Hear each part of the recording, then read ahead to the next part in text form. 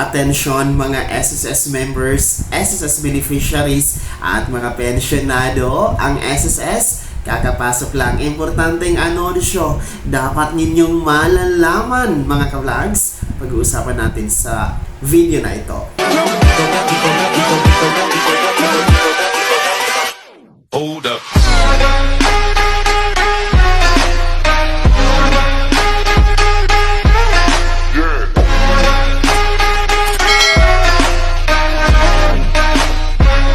Hello mga ka-vlogs! Welcome dito sa aking YouTube channel. Magandang araw po sa lahat ng mga manonood. Saan po kayong dako sa mundo? Kumusta kayo mga ka-vlogs? Ang SSS po ay merong kakapasok lang na anunsyo. Mahalaga ito na malaman ng mga miyembro, pati ng beneficiaryo at mga pensyonado sa lugar na ito mga ka-vlogs. Pero bago ang lahat, kung bago ka pa lang dito sa aking YouTube channel, o di kaya hindi ka pa nakasubscribe, abay, i-click nyo muna ang ating subscribe button na nasa baba. Huwag nyo kalimutan na pindutin ang notification bell, ilagay niyo po sa all para naman updated kayo sa lahat ng mga videos na i-upload ko.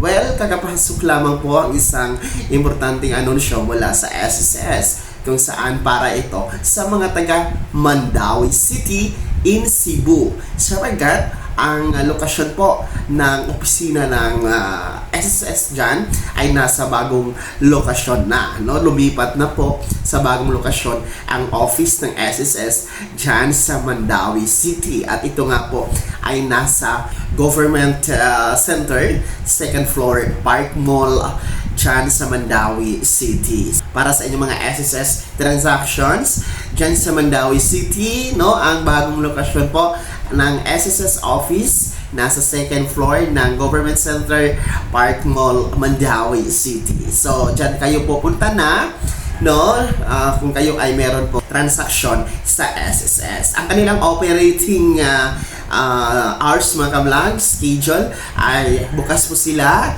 Nag-accommodate po sila ng inyong mga transaction between Monday to Friday, no? Mula 8 o'clock in the morning hanggang 5 o'clock in the afternoon. So, at least kahit pa paano, no, nasa mall na sila. Ito naman po talaga yung target ng SSS management na yung mga SSS office ay kanila pong ililipat sa mga malls at pakiusapan nila yung may-ari ng mga malls na para makalibre sa OPA, no, sa renta, no, para po makatulong sa pag-save, no, ang SSS makaless ng expenses. And ito nga po yung ibinida ng SSS President Rolando Ledesma Makasait na ayon sa kanya malaki ang tinipid ng SSS noong ang mga ilang SSS offices ay lumipat na po sa mga mall. So, okay po yun. At least makatulong nga po na makaless sa expenses ang SSS para magamit sa iba pong benefits na para sa mga miyembro at pensyonado, mga beneficiaryo, no, yung ma-save na pera doon sa kanilang mga rent, no, sa kanilang mga offices. So napaka-importanteng anunsyo ito para sa mga taga Mandawi City. Dapat malaman nyo ito dahil baka pupunta kayo sa kanilang dating lokasyon, wala na po sila dito. Ulitin ko, lumipat na ang SSS office sa kanilang new location in Mandawi City, nasa Government Center, second floor, Park Mall, Mandawi City, mga ka-vlogs. Open Monday to Friday from 8 o'clock in the morning to 5 o'clock in the afternoon. Kaya bisita na po kayo, no? Para komportable po tayo pag nasa mall eh. Siyempre, kung nasa mall ang SSS office, no, kung pupunta kayo, parang all-in-one na, no? Hindi na kayo gugugol sa maraming oras, no? Hindi mahahati yung oras nyo dahil pupunta kayo sa SSS. After dyan, pwede kayong mag-grocery, pwede kayong mamili, ikot-ikot sa mall, manood ng sine, kakain, di ba? So, for me talaga is mas preferred ko talaga yung ganitong setup, no, ng SSS office na nasa mall. Dahil, no, kasi kung pupunta ka sa mga SSS branches, tapos after doon, pupunta ka pa mamalengke, mag-grocery, di ba? Mahahati yung oras mo, mauubos ang oras mo sa traffic.